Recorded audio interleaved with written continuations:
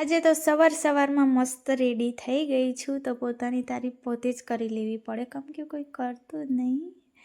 તો ચાલો ફ્રેન્ડ્સ, આજે મારા હસબન્ડની રજા હતી એટલે એમને કીધું ચાલ તને લઈ જાઉં, અને ક્યાં જઈએ છીએ તમને આગળ વિડીયોમાં ખબર પડશે. તો આજે રાજપીપળા નહીં જતા, આજે બીજે કશે જઈએ છીએ. તો જો આ કંઈક આજે અલગ રસ્તો દેખાતો હશે તમને, તો આ રસ્તે મેં કોઈક વાર જ આવું છું, અને ચાલો તમને કહી જ દઉં. તો આજે હું જઉં છું મારા પિયર મમ્મી પપ્પાને મળવા માટે. તો ગઈકાલે ઉત્તરાયણ હતી, તો ઉત્તરાયણના દિવસે હું નહોતી ગઈ. તો હંમેશા મેં તહેવારના દિવસે છે ને પપ્પાના ઘરે નહીં જતી, મેં બીજા દિવસે તો જવું ને જવું જ.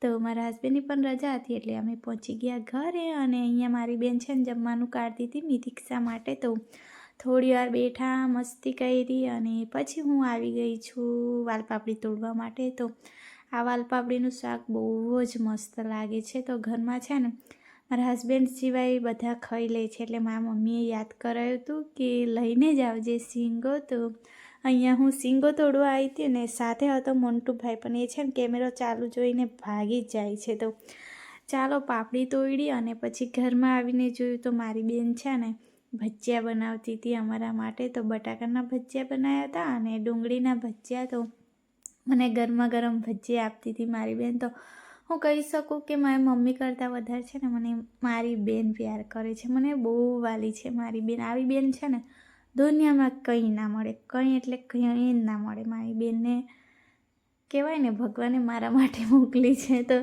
ચાલો ચા પણ પી લીધી, થોડી વાર બેઠા હતા, અને હવે જવાનો ટાઈમ થઈ ગયો છે પાછા સાસરીમાં. તો આ ટાઈમ છે ને થોડો ટફ હોય છે મારા માટે, બધાને મૂકીને પાછું સાસરીમાં આવવાનું, પણ ભગવાને જે લખીને રાખ્યું છે ને તે કરવું જ પડે. પછી અમે આવી ગયા હતા અહીંયા પાણીપુરી ખાવા. તો આજે રાજપીપળાથી ગયા જ નહીં, પણ અમારા વિસ્તારમાં એક જગ્યા મળે છે ત્યાં ખાઈ લીધી, અને મિતિક્ષાને નથી ખાવી, અને આસ્તા સુઈ ગઈ હતી એટલે મેં કીધું તું તારી બેનને સંભાળ, હું ને પપ્પા ખાઈ લઈએ પાણીપુરી. પછી પાણીપુરી ખાઈને ઘરે જતા રહ્યા. તો આજનો વિડીયો ગમ્યો તો વિડીયોને લાઇક, શેર અને સબસ્ક્રાઈબ કરી દેજો. બાય, જય માતાજી.